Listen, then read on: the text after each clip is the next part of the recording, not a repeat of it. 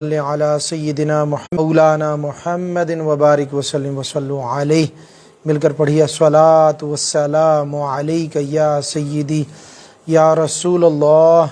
الصلاۃ والسلام علیک یا سیدی یا حبیب اللہ.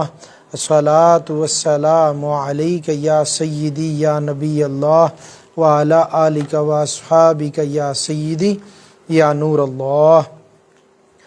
وعن رافع بن خدیج قال قدم نبی اللہ صلی اللہ علیہ وسلم المدینۃ وهم یبرون النخل فقال ما تصنعون قالوا كنا نصنعه قال لعلكم لو لم تعقلوا كان خيرا فتركوه فنقصت قال فذكروا ذلك له فقال انما انا بشر اذا امرتكم بشيء من امر دينكم فخذوا به واذا امرتكم بشيء من رأيي فانما انا بشر.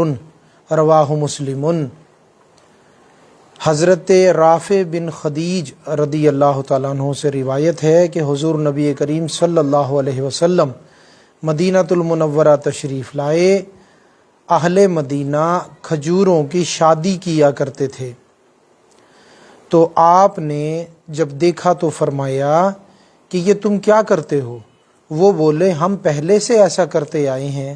فرمایا ممکن ہے کہ تم یہ نہ کرو تو اچھا ہو. لوگوں نے یہ شادی چھوڑ دی اور کھجور کے پھل کم ہو گئے. فرماتے ہیں کہ انہوں نے یہ واقعہ آپ صلی اللہ علیہ وسلم کی خدمت میں عرض کیا تو فرمایا میں ایک بشر ہوں، جب تم کو کسی دینی کام کا حکم دوں تو اسے لے لو، اور جب اپنی رائے سے کچھ کہوں تو میں بشر ہی ہوں.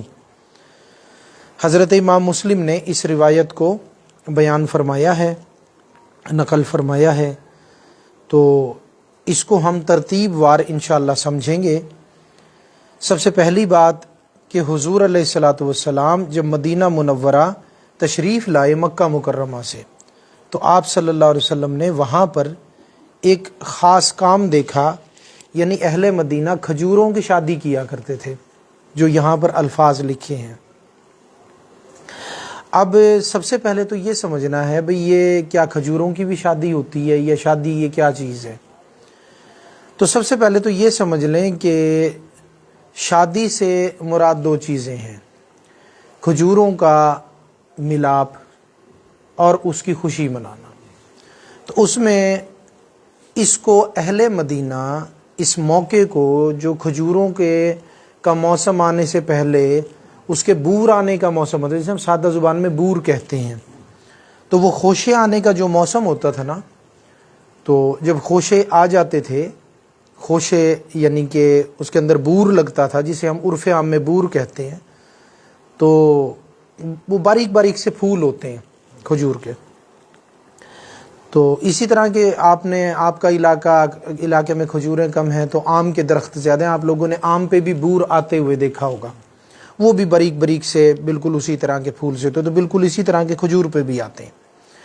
جب یہ آ جاتے تھے نا، تو وہ ایک تہوار کی طرح اس موقع کو مناتے تھے، کیونکہ انہیں امید ہوتی تھی کہ اللہ کرم کرے گا، پھل لگے گا، پھر پھل پکے گا، پھر ہم روزی کمائیں گے، اللہ ہمیں رزق دے گا اس ذریعے سے. تو اس لیے جو ہے وہ اس کی ابتدا کو وہ خوشی کے طور پہ منایا کرتے تھے. تو یہ شادی کا لفظ اس پہ بھی اطلاق کرتا ہے. دوسرے کھجوروں کے ملاپ پہ بھی اطلاق کرتا ہے شادی کا لفظ، کہ وہ شادی کیا کرتے تھے. اب آپ کو میں یہ سمجھا دوں کہ وہ کھجوروں کا ملاپ کیسا ہوتا تھا. سب سے پہلی بات تو یہ ہے کہ حضرت مفتی احمد یار نعیمی رحمۃ اللہ علیہ فرماتے ہیں کہ حضرت آدم علیہ السلام کا اللہ تبارک و تعالیٰ نے جسم پاک بنایا مٹی سے، تو اس کے بعد تھوڑی مٹی بچی تو اس سے کھجور کا درخت پیدا ہوا. تو چونکہ حضرت آدم علیہ السلام کی مٹی سے مفتی احمد یار نعیمی صاحب فرماتے ہیں کہ کھجور کی یعنی حضرت آدم علیہ السلام کی بچی ہوئی مٹی سے کھجور کا درخت پیدا ہوا، تو اس لیے اس میں جوڑوں کا ہونا یہ لازمی امر ہے، یعنی نر اور مادہ ہونا، کیونکہ اللہ تبارک و تعالیٰ نے حضرت آدم علیہ السلام کے جسم پاک سے ہی حضرت حوا کو بھی نکالا تو جوڑا بنایا۔ تو حضرت آدم علیہ السلام کی جو مٹی ہے اس کے اندر جوڑے کی خصلت ہے، تو چونکہ یہ درخت بھی حضرت آدم علیہ السلام کی مٹی سے بنا ہے تو اس کے اندر بھی جوڑے کی خصلت ہے، یعنی اس سے پتہ یہ چلتا ہے کہ درخت جو کھجور ہے اس میں نر اور مادہ دو قسم کے درخت ہوتے ہیں، یعنی نر کھجور بھی ہوتی ہے اور مادہ کھجور بھی ہوتی ہے۔ سب سے پہلی بات تو یہ ہو گئی۔ اب جب جوڑوں کا تصور آ جائے گا تو ظاہری بات ہے شادی کا تصور بھی ہوگا، ملاپ کا تصور بھی ہوگا۔ تو ان کی شادی یا ملاپ جس کو نام دیا جاتا ہے وہ عرصہ قدیم سے زراعت میں یہ طریقہ مستعمل ہے، یعنی یہ طریقہ استعمال ہوتا ہے۔ وہ طریقہ کیا ہے کہ نمبر ایک تو جو طریقہ کار ہے جس میں کچھ کرنا نہیں پڑتا، وہ طریقہ کار یہ ہے کہ پہلے ہی با تدبیر لوگ باغ کو اس طریقے سے لگاتے ہیں کہ اس میں نر اور مادہ کھجور کے درخت اس ترتیب سے لگتے ہیں کہ موسم کی ہوا کا رخ جس وقت وہ خوشے نکلتے ہیں، تو موسم کی ہوا کا رخ جس وقت وہ باریک باریک پھول یا بور جس کو ہم کہتے ہیں اس کے خوشے برآمد ہوتے ہیں، نر پہ بھی مادہ پہ بھی، تو وہ اس حساب سے لگایا جاتا ہے کہ موسم میں ہوا کا رخ اس انداز سے ہو کہ ہوا پہلے جو نر درخت ہے اس کے خوشوں کو چھوئے اور پھر وہاں سے وہ ہوا پہنچے مادہ درختوں کی طرف۔ ایک طریقہ کار تو یہ ہے، لیکن یہ مطلب کہ ساکت و جامد ایک طریقہ کار ہے اور ہوا چونکہ نظر نہیں آتی، تو یہاں مطلقاً جو شادی سے مراد طریقہ ہے وہ یہ ہے کہ یعنی جو نر کا خوشہ ہے اس کو کاٹ لیا جاتا ہے یا توڑ لیا جاتا ہے، پھر جو مادہ درخت کے اندر سے وہ خوشہ نکلا ہے اس کو اس خوشے کے اوپر جو ہے نا ایسے پھیرا جاتا ہے یا اس کو مس کیا جاتا ہے اس طرح سے، یا اس خوشے کو کھول کے نا اس میں داخل کیا جاتا ہے۔ یہ دو تین طریقہ کار ہیں، اور ایک اور طریقہ کار یہ بھی ہے کہ جو نر کا خوشہ ہے اس کا ایک ٹکڑا توڑ کر کے نا تو مادہ خوشہ جو ہے کھجور کا مادہ درخت کا اس کے اندر رکھ کے اس کے اوپر سے دھاگا مار دیتے ہیں، دھاگا یا کوئی کپڑا وغیرہ ایسے مار دیتے ہیں، تو اس کو جو ہے نا اصل میں شادی کا لفظ دیا گیا یا ملاپ کا لفظ دیا گیا۔ اس سے پھر ہوتا یہ ہے کہ وہ جو یعنی خصوصیات نر کی ہیں جب وہ مادہ کے ساتھ مس ہوتی ہیں، تو یہ تجربے میں عرصہ قدیم سے آیا تھا، مدینہ طیبہ میں بالخصوص اور بھی دنیا میں بالعموم جہاں جہاں کھجور ہوتی ہے، کہ اس طرح سے پھل کی بڑھوتری ہوتی تھی، پھل اچھا خاصا جو ہے نا وہ مادہ کھجوریں اچھا خاصا پھل دیا کرتی تھی۔ تو سب سے پہلے آپ کو میں نے یہ سمجھا دیا کہ اس لفظ سے مراد کھجوروں کا ملاپ یا شادی اس سے مراد کیا ہے، اور اس موقع کو خوشی کے طور پہ منایا جاتا تھا۔ تو جب حضور علیہ الصلوۃ والسلام مدینہ طیبہ تشریف لائے تو آپ نے یہ ان کو اس موسم میں عمل کرتے ہوئے پایا کہ وہ لوگ جو ہیں اس طرح سے معاملہ کرتے ہیں، تو حضور علیہ الصلوۃ والسلام نے ان کو اس معاملے سے منع فرمایا کہ کیا ہی بہتر ہو، یعنی منع سے مراد یہ نہیں ہے کہ آپ نے شرعی طور پہ منع فرمایا ہو، شرعی طور پہ نہیں، آپ نے جیسے ایک دنیاوی کام کے بارے میں حضور علیہ الصلوۃ والسلام کبھی کچھ فرما دیا کرتے ہیں، اس انداز سے آپ نے ان کو فرمایا کہ کیا ہی بہتر ہو کہ تم ایسا کام نہ کرو، یعنی یہ جو تم کر رہے ہو۔ اچھا، اب انہوں نے وہ یعنی کہ چھوڑ دیا اس کو، تو اب چھوڑ دیا نا میرے دوستو تو پھل کم ہو گیا، ٹھیک ہے، یہاں تک میں آپ کو پڑھا دوں پھر اگلی بات آگے کروں گا۔ پھل کم ہو گیا، اب یہ چونکہ درخت کا نر مادہ کا مسئلہ تھا، دین کا مسئلہ تو یہ تھا نہیں، یہ ایک دنیاوی مشورے کے یا اس معاملے کے تحت تھا، لیکن یہاں پر سوال یہ پیدا ہوتا ہے کہ حضور علیہ الصلوۃ والسلام نے ایسا کیوں فرمایا؟ تو یاد رکھیں حضور علیہ الصلوۃ والسلام کا جو فرض منصبی ہے نا وہ ہے لوگوں کو ایمان اللہ تبارک و تعالیٰ کی جانب سے پہنچانا اور ایمان کو مضبوط فرمانا اور ایمان کو عطا فرمانا۔ آپ ہادی بھی ہیں اور مہدی بھی ہیں، آپ اللہ نے آپ کو کلہم ہدایت یافتہ، کل ہدایت آپ کو عطا فرمائی ہے اور آپ آگے ہدایت عطا فرمانے والے ہیں۔ اب اگر آج ذرا اس کو آپ، یہ تھا تو دنیاوی کام، لیکن باریکی کے ساتھ غور کریں نا اس میں، تو اس میں ایک بہت بڑی خرابی موجود ہے ایمان کے لحاظ سے۔ وہ خرابی ہے کہ توکل کا جو معاملہ ہے نا، اس کے اندر توکل مطلب کہ اس میں کمی ہونا یا نہ ہونا، وہ پہلو اس میں نمایاں نظر آتا ہے۔ تو حضور علیہ الصلوۃ والسلام ایمان مضبوط فرمانے کے لیے اور لوگوں کو توکل عطا فرمانے کے لیے تشریف لائے ہیں۔ اب یہ تو ایک دنیاوی کام تھا، لیکن حضور علیہ الصلوۃ والسلام نے یہ مناسب جانا ہے کہ اس کام سے ان کو منع کیا جائے، کیونکہ اس میں پھر توکل پہ حرف آتا ہے۔ تو حضور علیہ الصلوۃ والسلام نے ان کو اس چیز سے منع فرما دیا کہ کیا ہی بہتر ہو کہ تم ایسا نہ کرو۔ اچھا، اب آگے کیا ہوا کہ پھل کم ہو گیا، ٹھیک ہے۔ اس کے اندر صاحب مرقات نے بڑی پیاری بات لکھی ہے۔ انہوں نے فرمایا کہ یہ اللہ پر توکل کرنا، صبر کرنا، قناعت کرنا، یہ ساری چیزیں بندے کے لیے امتحان کے صورت میں ہوتی ہیں۔ کچھ عرصہ بندے کو اس پہ مدامت کرنی پڑتی ہے کہ وہ اللہ تبارک و تعالیٰ کی ذات پہ توکل کرے گا، معاملات پہ قناعت کرے گا، معاملات میں صبر سے کام لے گا، روزی میں اختصار سے کام لے گا۔ پھر معاملہ اللہ کی طرف سے شروع ہوتا ہے کہ اللہ کشادگیاں عطا فرما دیتا ہے، اللہ تبارک و تعالیٰ کشادگیاں عطا فرما دیتا ہے۔ تو وہ صاحب مرقات فرماتے ہیں کہ جو باغ کے مالکان تھے، اگر وہ کچھ عرصہ صبر فرما لیتے تو اللہ تبارک و تعالیٰ ان کو اس جو وہ کیا کرتے تھے خوشوں کا عمل، اور جتنا پھل آتا تھا اللہ تبارک و تعالیٰ اس سے بھی زیادہ ان کو پھل عطا فرما دیتا، ٹھیک ہے نا۔ اس کی جو مطلب کہ ایک معقول وجہ ہے نا، ایک وجہ تو ہے ایمانیات، کہ وہ بات سمجھ میں آئے نہ آئے، آقا علیہ الصلوۃ والسلام نے فرما دیا، اس کو ماننے تسلیم کرے، اس میں فائدہ ہی فائدہ ہے۔ لیکن اس کی حقیقی طور پر بھی اگر ہم اس کو ثابت کریں تو بے شک اس میں فائدہ تھا۔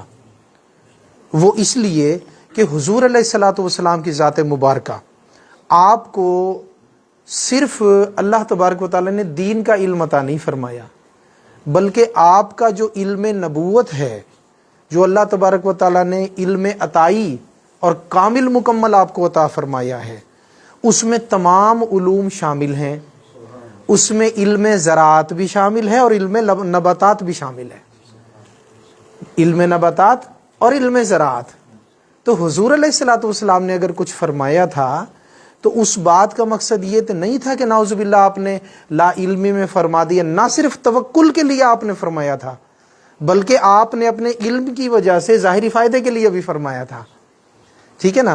اگر میں اس چیز کا ثبوت دوں کہ اللہ تبارک و تعالی حضور علیہ الصلوۃ والسلام کی ذات تو سید الانبیاء ہیں، آپ کو تو کلیتاً سارے علوم حاصل ہیں، لیکن اگر انبیاء کرام کی بھی بات کی جائے تو اللہ نبیوں کو دنیاوی علوم، سائنس کے علوم، علم نباتات، علم زراعت، سمندروں کے علوم، پہاڑوں کی معدنیات کے علوم، یہ علوم اللہ تعالیٰ عطا فرماتا ہے۔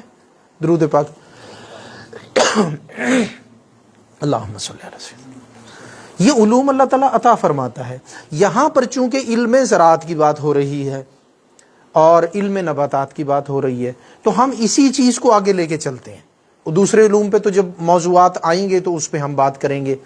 تو آپ یہ دیکھیے کہ حضور علیہ الصلوۃ والسلام تو سید الانبیاء ہیں، لا محالہ حضرت یوسف علیہ السلام سے آپ کا علم بہت زیادہ ہے، اور کتنا زیادہ ہے یہ اللہ جانتا ہے۔ لیکن حضرت یوسف علیہ السلام کو اگر آپ دیکھیں تو یوسف علیہ السلام اللہ کے پاک نبی ہے نا علیہ الصلوۃ والسلام۔ بظاہر آپ کسی زمیندار کے بیٹے تو نہیں ہیں، یا آپ نے کوئی زراعت وغیرہ تو نہیں کی، ٹھیک ہے نا، اور بظاہر آپ نے کہیں سے علم نباتات بھی حاصل نہیں کیا، لیکن علم نبوت ایک ایسا جامع علم ہے کہ علم نبوت جب نبی کو اللہ عطا فرماتا ہے اس میں سارے علوم اللہ عطا فرماتا ہے، وہ دینی ہوں، دنیاوی ہوں، وہ کسی بھی اقسام سے تعلق رکھتے ہوں، اللہ تعالیٰ سارے علوم عطا فرماتا ہے۔ اسی میں علم نباتات اور علم زراعت بھی ہے۔ آپ یہ دیکھیے کہ حضرت یوسف علیہ السلام زراعت سے کبھی کوئی واسطہ تعلق آپ کا نہیں رہا۔ آپ حضرت یوسف علیہ السلام کی زندگی کو ہی دیکھ لیں، بچپن سے ہی ایک جو آزمائشی اور وہ جو اللہ کی محبت کا ایک دور تھا شروع ہو گیا تھا۔ کنویں میں ڈالے جانا، وہاں سے نکالے جانا، مصر لے جائے جانا، وہ سارے آپ کو معاملات، اب وہ درس میں اس کی گنجائش نہیں ہے، لیکن میں توجہ اس جانب آپ لوگوں کی دلانا چاہتا ہوں، سامعین کی، فیس بک والوں کی بھی اور حاضرین محفل کی بھی، کہ آپ کا زراعت سے کبھی کوئی تعلق نہیں رہا، علم نباتات بظاہر آپ نے حاصل نہیں کیا، لیکن اس کے باوجود آپ نے فرمایا کہ یہ جو 7 سال قحط کے آئیں گے اس کا انتظام یہ ہے کہ یہ جو گندم کے دانے ہیں ان کو ان کی بالی کے اندر ہی رہنے دو. جو گندم کے خوشے ہیں اسی خوشوں کے اندر اس دانے کو رہنے دو اور اس طرح سے اس کو اسٹاک کیا جائے, اس کو ذخیرہ کیا جائے تاکہ یہ قحط کے وقت میں کام آئیں. اب مجھے بتائیے اس وقت کے جو ماہرین تھے, یہ علم تو کسی زراعت کے ماہر کے پاس بھی نہیں تھا کہ ان کو دانوں کو انہی کے بیچ میں جب رکھا جائے گا اور ان کو نہیں نکالا جائے گا تو ان کو کیڑا نہیں لگے گا, یہ خراب نہیں ہوں گے اور 7 سال تک کفایت کر جائیں گے, ان کو کیڑا نہیں لگے گا. ایسا تو کسی زراعت اس وقت جو نظام ہوگا پڑھائی کا, زراعت کا یا نباتات کا, تو ان کو بھی نہیں تھا. یہ علم کیا تھا, کہاں سے آیا تھا؟ اللہ اکبر. چاشنی ہے گیر کے چوں آمدہ, ذرا چکھ تو صحیح ہے مٹھاس کیوں آئی ہے اور کہاں سے آئی ہے. اللہ اکبر. یہ اللہ کی جانب سے آئی تھی. یہ میٹھا علم, یہ فائدہ مند علم حضرت یوسف علیہ السلام کو اللہ نے عطا فرمایا تھا. اور جو علم نبوت تھا وہ علوم کا مجموعہ ہے, اسی میں سے یہ ایک علم تھا. ٹھیک ہے نا. اب یہ زراعت کے معاملے میں آپ یہ دیکھ لیں. ساتھ اگر میں یہ بات بھی کر جاؤں کہ حضرت یوسف علیہ السلام کو بظاہر کون سا تجربہ تھا حکومت کا. حکومت ایک ایسی چیز ہے, بادشاہت ایک ایسی چیز ہے, حکمرانی ایک ایسی چیز ہے, اس کے لیے تو باقاعدہ بادشاہ اپنے بچوں کے لیے اتالیق مقرر کرتے ہیں. وہ ان کو بادشاہت پڑھاتے ہیں, ان کو حکمرانی کا طریقہ سکھاتے ہیں. لیکن حضرت یوسف علیہ السلام کا اتالیق کون تھا؟ ان کو علم حکومت پڑھانے والا کون تھا؟ حکمرانی کے طریقے بتانے والا کون تھا؟ لیکن انہوں نے حکمرانی کی یا نہیں کی؟ اور جہان بھر میں سب سے کامیاب حکمرانی آپ کے دور میں آپ ہی کی حکمرانی تھی. کہاں سے آیا تھا وہ علم؟ آیا کتابوں سے آیا تھا؟ آیا سکول یا مدرسے سے آیا تھا؟ نہیں.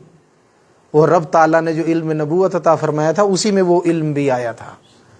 تو یہ علم نبوت صرف شریعت کا علم نہیں, فرائض و واجبات اور سنن موقدات یا مستحبات کا علم نہیں. یہ علم ایک جامع علم ہے اور تمام علوم کو علم نبوت محیط ہے, تمام علوم کو گھیرے ہوئے ہے. اور تمام علوم کی حقیقتیں علم نبوت کی حقیقت میں اللہ نے سمو دی ہیں. تو اگر حضرت عیسیٰ علیہ السلام, حضرت یوسف علیہ السلام کو معلوم ہے کہ بالیوں کے اندر, خوشوں کے اندر دانے رکھنے سے ان کو کیڑے نہیں لگیں گے اور آئندہ یہ 7 سال تک کفایت کریں گے, 7 سال تک یہ صحیح سلامت رہیں گے, بالکل ٹھیک رہیں گے, تو اگر ان کو خوشوں کا علم ہے تو حضور علیہ الصلوۃ والسلام کو کھجور کے خوشوں کا علم نہیں؟ اللہ اکبر. میرا یہ صرف وجدان نہیں بلکہ یقین و ایمان و ایقان ہے کہ حضور علیہ الصلوۃ والسلام صرف کھجور کے درخت اور پھل کے بارے میں آپ لے لیں, جتنا حضور جانتے ہیں کوئی بھی نہیں جانتا. کھجور کا درخت کیا ہے, اس کے اندر کون سے سالٹس ہوتے ہیں, اس کے اندر کون سے کیمیکلز ہوتے ہیں, اس کے خوشوں کی کیا خصوصیت ہے, پھل کیسے کم ہوگا, کیسے زیادہ آئے گا, ہر چیز کے بارے میں حضور کو علم ہے. اگر حضور علیہ الصلوۃ والسلام نے فرما دیا تھا ایسا نہ کرو تو اس میں کامل سبق تو توکل کا تھا, لیکن اس کے ساتھ ساتھ دنیاوی فائدہ بھی پوشیدہ تھا. لیکن باغ کے مالکان اگر تھوڑا صبر کر لیتے تو اس کے اندر سے جو کچھ نکل کے آتا وہ بہت کچھ ہوتا. لیکن انہوں نے جلد ہی بارگاہ رسالت مآب میں عرض کر دیا, جلد ہی, کہ حضور یہ تو پھل کم ہو گیا ہے, تو اس کے لیے حضور کچھ فرمائیے. تو میرے دوستو, حضور علیہ الصلوۃ والسلام نے پھر آگے جو فرمایا اس کو سنیے. فرماتے ہیں کہ انہوں نے یہ واقعہ آپ کی خدمت میں عرض کیا کہ ہم نے کھجوروں کی شادی کرنا چھوڑ دی, یعنی وہ جو پیوند کاری تھی وہ چھوڑ دی ہے ہم نے, تو پھل کم ہو گیا ہے. تو حضور علیہ الصلوۃ والسلام نے ایک نرالے انداز سے, پچھلی احادیث میں ہم نے کسی اور طرح پڑھا ہے, لیکن اس حدیث کو سمجھنا اور اس کے بارے میں ایک تحقیقی نقطہ نظر رکھنا یہ نہایت ضروری ہے. اب وہ جو اصل تحقیقی نقطہ نظر ہے اس کے بارے میں ہم پڑھیں گے اور یہ الفاظ سن لیں. فرماتے ہیں حضرت رافع بن خدیج رضی اللہ تعالیٰ عنہ کہ انہوں نے یہ واقعہ حضور کی خدمت میں عرض کیا تو فرمایا میں ایک بشر ہوں، میں ایک بشر ہوں، جب تم کو کسی دینی کام کا حکم دوں تو اسے لے لو۔ کس چیز کا؟ دینی کام کا، کیونکہ وہ فرائض منصبی نبوت سے ہے۔ اور جب اپنی رائے سے کچھ کہوں تو میں بشر ہی ہوں۔ اب اس کو سمجھنا نہایت ہی ضروری ہے، کیونکہ آگے جو معاملات ہیں نا، اگر اس میں تھوڑا سا رد و بدل کسی کے اندر بھی ہو گیا تو ایمان چلا جائے گا، انسان دائرہ اسلام سے خارج ہو جائے گا۔ اس کو ذرا سمجھ لیں۔ سب سے پہلی بات تو یہ ہے، میں نے آپ کو عرض کیا کہ حضور باغ کی رمز سے کھجور کیسے زیادہ ہوگی، اس چیز سے بے خبر حضور نہیں ہے، اللہ نے آپ کو بے خبر نہیں رکھا۔ سب سے پہلے تو یہ سمجھنا ہے حضور کامل علم والے ہیں، آپ کا مشورہ ہر مشورے سے بہتر ہے، آپ نے جو فرمایا ہے اگر کچھ صبر کیا جائے تو اس میں بہتری ہی بہتری ہے۔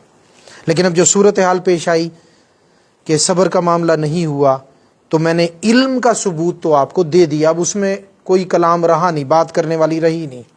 اب آگے سمجھ لیجئے کہ یہ سمجھ لیں کہ حضور علیہ الصلوۃ والسلام کے مبارک فرمان یہ دو قسم کے ہیں۔ کتنی قسم کے؟ حضور علیہ الصلوۃ والسلام کے مبارک فرمان جو آپ فرماتے ہیں وہ دو قسم کے ہیں۔ نمبر ایک، شرعی احکام، یعنی شریعت کے جو احکام ہیں، فرائض کیا، واجبات، نمازیں، روزے، طریقہ کار، وہ ساری چیزیں جس کا نام شریعت ہے، شرعی احکام۔ اور دوسری ہے آپ کی دنیاوی کاموں میں حکم نہیں، رائے شریف، رائے مبارک، دنیاوی کاموں میں کوئی رائے مبارک آپ عطا فرما دیں، ٹھیک ہے۔ اب یہ دو چیزیں ہو گئی، شرعی احکام الگ ہو گئی، رائے مبارک الگ ہو گئی۔ اب جو شرعی احکام ہیں وہ لازم العمل ہیں، جو شرعی احکام ہیں، نماز، روزہ، حج، زکوٰۃ سے متعلق دیگر جو دین کا نظام ہے وہ لازم العمل ہے، اس میں کبھی بھی اس کو نہ چھوڑا جا سکتا ہے، نہ پس پشت ڈالا جا سکتا ہے، نعوذ باللہ، اس پہ عمل کرنا ہی کرنا ہوگا، ٹھیک ہے نا۔ اب اگر اس میں جو حضور نے فرمایا ہے وہ اس کے اندر جو احکام ہیں وہ اس میں سے کوئی فرائض ہیں تو اس کا ترک کرنا بھی حرام ہوگا اور انکار کرنا کفر ہوگا، تو لہٰذا اس کو وہ احکام لازم العمل ہیں، اس پہ لازم عمل کرنا پڑے گا، اس میں سے کوئی حکم آپ چھوڑ نہیں سکتے۔ یہ جو قسم ہے یہ ہے شرعی احکام، اور یہ بھی حضور کے احکام میں سے ایک قسم ہے، ٹھیک ہے جی۔ اور اس لیے کیونکہ وہاں پہ نا نبوت اور نورانیت کا لحاظ ہے، ٹھیک ہو گیا۔ مگر اب دوسری چیز، حضور علیہ الصلوۃ والسلام کا فرمان نہیں، صرف ایک رائے مبارک، وہ اس انداز میں ہوتی ہے کہ تم یہ کر لو تو بہتر ہے، نہ کرو تو تم پہ پکڑ نہیں ہے، کر لو تو بہتر ہے، نہ کرو تو تم پہ پکڑ نہیں ہے، اور حضور اس کو دین کا حکم بھی قرار نہیں عطا فرما رہے۔ تو اب یہ ہے رائے مبارک، ٹھیک ہے۔ شریعت کا حکم کیا ہے؟ شریعت کا حکم یہ کہ حضور علیہ الصلوۃ والسلام کی رائے مبارک کو قبول کرنا یہ شرعی طور پہ علماء نے لکھا مستحب ہے۔ اب یہ بات عاشقوں کی نہیں ہے، بات یہ سمجھ لیں، کس کی بات؟ عاشقوں کی نہیں، بات ہو رہی ہے عام جو یعنی کہ ایک قانون ہے اس کی۔ عاشقوں کا قانون کیا ہے؟ عاشقوں کے قانون تو جدا ہوتے ہیں، محبوب نے فرما دیا، احکام تو احکام ہے، رائے مبارک بھی ہو، حضور نے فرما دیا، بس اب دوسری بات نہیں ہے، ٹھیک ہے نا۔ لیکن ہم یہاں پر عام لوگوں کے لیے جو شرعی حکم ہے اس کو ہم بیان کر رہے ہیں، کیونکہ حضرت نے لکھا ہے اور یہ ضروری ہے، تاکہ کل کو کوئی بندہ بے جا بھی کسی پہ کفر کا فتویٰ نہ لگائے، اور جو شرعی احکام ہے اور رائے مبارک ہے اس میں بھی امتیاز پیدا ہو جائے۔ شریعت ہمیں ایک ایک چیز کھول کے بتاتی ہے، احادیث علم کا خزانہ ہے، اور ہم جب بھی حدیث پاک پڑھتے ہیں تو ہر مرتبہ اللہ تبارک و تعالیٰ کی جانب سے حضور کی نظر رحمت سے علم کے نئے باب کھلتے ہیں، نئی موضوعات ہمارے سامنے آتے ہیں، سبحان اللہ۔ تو فرمایا کہ رائے مبارک، اب شرعی احکام کی بات تو ہو گئی نا الگ، اس کا تو آپ کو بتا دیا۔ اب رائے مبارک، رائے مبارک کا قبول کرنا یعنی اس کو ماننا یہ مستحب ہے۔ کیا ہے؟ مستحب۔ اور شریعت مطہرہ نے عام لوگوں کو نہ ماننے میں بھی اختیار دیا ہے، کیا کرنے میں؟ ماننا مستحب ہے، اور نہ ماننے میں بھی اختیار دیا ہے، لوگ گناہ گار نہیں ہوں گے۔ لیکن اگلی بات بہت بڑی ہے، وہ سن لیں۔ ماننا یعنی قبول کرنا، ٹھیک ہے، ماننے سے مراد ہے قبول کرنا، یعنی قبول کر لیا، ٹھیک ہے، تو مستحب ہے۔ لیکن اگر قبول نہ کیا بھئی، اس پہ عمل نہ کیا، تو اب بندہ کافر نہیں ہوتا، مطلب یہ کہ وہ گناہ کبیرہ کا مستحق بھی نہیں ٹھہرتا، تو نہ ماننے میں بھی اختیار ہے کیونکہ مستحب ہے۔ لیکن اگلی بات کو اچھی طرح سن لیں، لیکن حضور علیہ الصلوۃ والسلام کی رائے مبارک، کیا چیز؟ شرعی احکام نہیں، رائے مبارک پہ بات ہو رہی ہے۔ رائے مبارک کو نعوذ باللہ برا یا حقیر جاننا، نعوذ باللہ برا یا حقیر جاننا، فرمایا یہ کفر ہے۔ عمل کرنا نہ کرنا وہ تو مستحب کے زمرے میں آئے گا، کہ رائے مبارک پہ عمل کر لیا تو آپ استجابی ثواب کے حقدار ٹھہرے، نہ کیا تو گناہ گار نہیں ہوئے، یہ تو ایک الگ بات ہے۔ لیکن رائے مبارک کو حقیر جاننا نعوذ باللہ یا برا جاننا، یہ بالکل کھلا ہوا کفر ہے، ٹھیک ہے نا، لہٰذا حقیر نہیں جانا جا سکتا، ٹھیک ہے نا۔ تو اس لیے حقیر جاننے میں کفر ہے، اور انسان ایمان ختم ہو جاتا ہے اور اسلام سے خارج ہو جاتا ہے۔ فرمایا یہی اہل سنت کا عقیدہ ہے،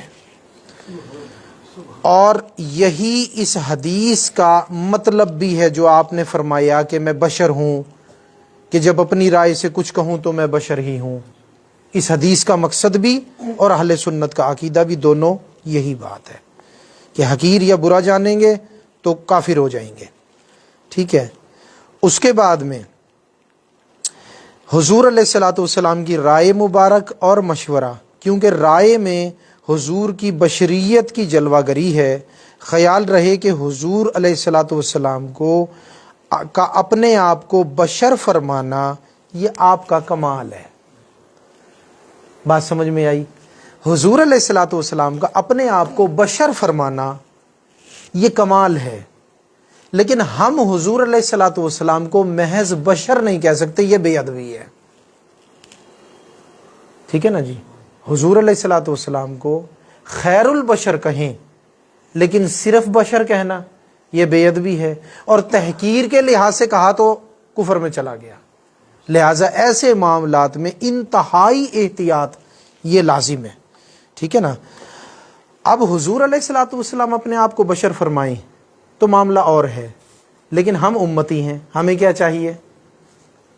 بات تو یہ ہے نا کہ ایک ایسی چیز، ایک ایسا لفظ جو حضور، اب میں آپ کو مثال دے دیتا ہوں۔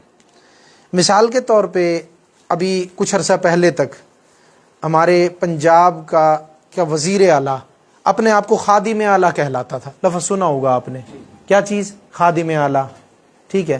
اب اگر وزیر اعلیٰ اپنے آپ کو خادم اعلیٰ بھی کہے تو ہے تو وہ وزیر اعلیٰ، اگر وہ اپنے آپ کو خادم اعلیٰ کہے نا، یا کوئی بادشاہ یہ کہے، وزیر اعلیٰ کی بات چھوڑ دو، کوئی بادشاہ ہو کسی ملک کا، وہ کہے میں عوام کی خدمت کرتا ہوں، میں عوام کا خادم ہوں، تو کیا آپ بھی اس کو یہی لفظ کہیں گے؟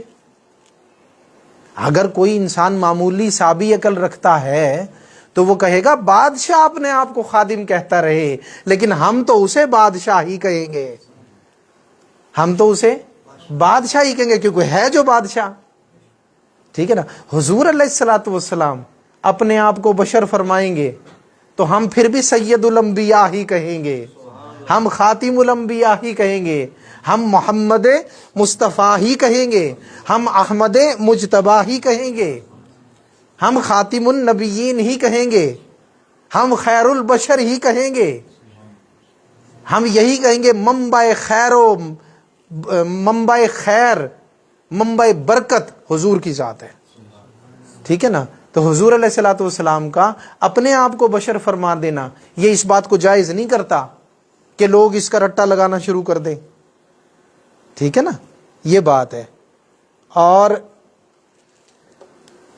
تو اس لیے بشر کا جو معاملہ ہے نا، اس میں خاص طور پہ احتیاط کرنی چاہیے، اور یہ آپ کو میں بتا چکا ہوں کیا، کہ اگر نعوذ باللہ اہانت کے لحاظ سے یعنی نعوذ باللہ کسی توہین آمیز پہلو سے، جسے منافق بھی کہا کرتے تھے بعض الفاظ، تو اگر منافقت کے پہلو سے، اہانت کے پہلو سے اگر بار بار اس کے رٹے لگا جائیں تو پہلی مرتبہ میں ہی ختم کہانی، پہلی مرتبہ میں ہی ایمان ختم، چھٹی، ٹھیک ہے نا۔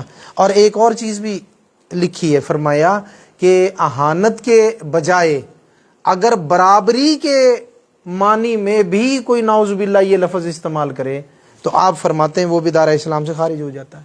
یہ اہل سنت کا بنیادی عقیدہ ہے، ٹھیک ہے نا۔ لہٰذا حضور علیہ الصلوۃ والسلام کو یہ لفظ کہنا برابری کی بنیاد پہ، اہانت کی بنیاد پہ اسلام سے بندے کو خارج کرتا ہے، اور اس کی تکرار کرنا یہ انتہائی نامناسب اور بے ادبی ہے، ٹھیک ہے نا جی۔ افضل جانتے ہوئے بھی اس لفظ کا استعمال کرنا، علماء نے اس کو بھی بے ادبی لکھا ہے، ٹھیک ہے نا۔ لہٰذا اس معاملے میں اس لفظ سے خاص احتیاط برتنی چاہیے۔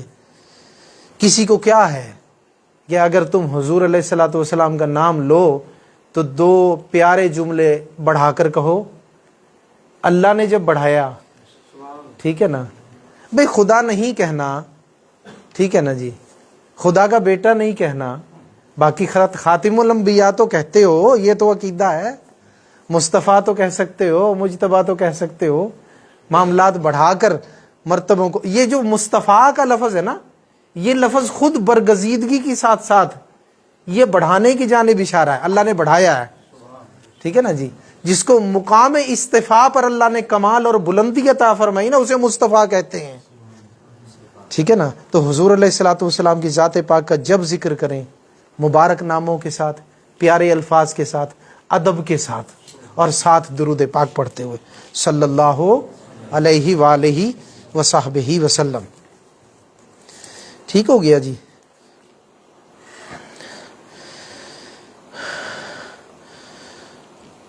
اور یہاں بھی آپ نے اسی بات کو آگے فرمایا ہے، فرمایا کہ دیکھیں، مثال بیان فرمائی ہے کہ دیکھیں جو شیطان ہے اس نے یہی تو کہا تھا کہ مجھے زیبا نہیں کہ میں بشر کو سجدہ کروں، حضرت آدم علیہ السلام کے بارے میں، ٹھیک ہے نا۔ تو لہٰذا اس نے بھی یہی لفظ استعمال کیا تھا، تو اس میں احتیاط لازم ہے کہ اس نے کہا تھا میں بشر کو سجدہ کروں، تو چونکہ وہاں پہ بشر اس نے کہا تھا نعوذ باللہ اہانت کی نیت سے، تو اس لیے وہ کافر ہو گیا تھا۔ آپ یہ مسئلہ یہاں بیان فرما رہے ہیں اس واقعے۔ دوسری بات یہ، حضرت یونس علیہ السلام جب مچھلی کے پیٹ میں تھے تو فرمایا انی کنت من الظالمین، ابھی تو بات بشر کی تھی، تو آپ نے تو اپنے آپ کے لیے جو لفظ استعمال کیا ہے، میں اس کا اردو ترجمہ نہ کروں تو بہتر ہے، آپ کو سمجھ میں آ رہا ہے انی کنت من الظالمین، ٹھیک ہے نا۔ اعلیٰ حضرت رحمۃ اللہ نے بڑا پیارا جو ہے نا اس کا ترجمہ کیا، فرمایا بے شک مجھ سے بے جا ہوا، اس لفظ کو استعمال نہیں فرمایا۔ اللہ اکبر۔ بھائی نبی اپنے لیے کسی لفظ کو استعمال کریں تو امتی کا یا ایمان والے کا حق تو نہیں نہ بنتا کہ وہ لفظ اس کو استعمال کرے، چاہے ترجمہ ہی کیوں نہ کر رہا ہو، ٹھیک ہے نا، مترجم ترجمہ ہی کیوں نہ کر رہا ہو۔ تو اس لیے جو ہے اس قسم کے الفاظ سے احتراز لازم ہے، ٹھیک ہو گیا جناب۔ تو میرے دوستو، میں نے آج مختصراً اس حدیث کو آپ کے سامنے بیان کیا، مختصر تو بیان کیا لیکن جامع طور پہ میں نے آپ کے سامنے اس کو بیان کر دیا ہے، لہٰذا جو لفظ بتایا اس سے احتیاط لازم ہے، اور رائے کا جو شرعی حکم ہے وہ بھی بتا دیا، اور شرعی احکام کا جو حکم ہے وہ بھی بتا دیا کہ نافذ العمل ہے۔ اللہ تبارک و تعالیٰ سے دعا ہے کہ میں نے مختصر اور جامع جو اس پر کچھ گفتگو کرنے کی کوشش کی، اللہ تبارک و تعالیٰ قبول فرمائے، اور اللہ تبارک و تعالیٰ ہماری کمیوں بیشیوں کو معاف فرمائے، اور حضور علیہ الصلوۃ والسلام سے متعلق وہ علم جس میں ادب ہو، اللہ وہ علم عطا فرمائے۔ وما علینا الا البلاغ المبین۔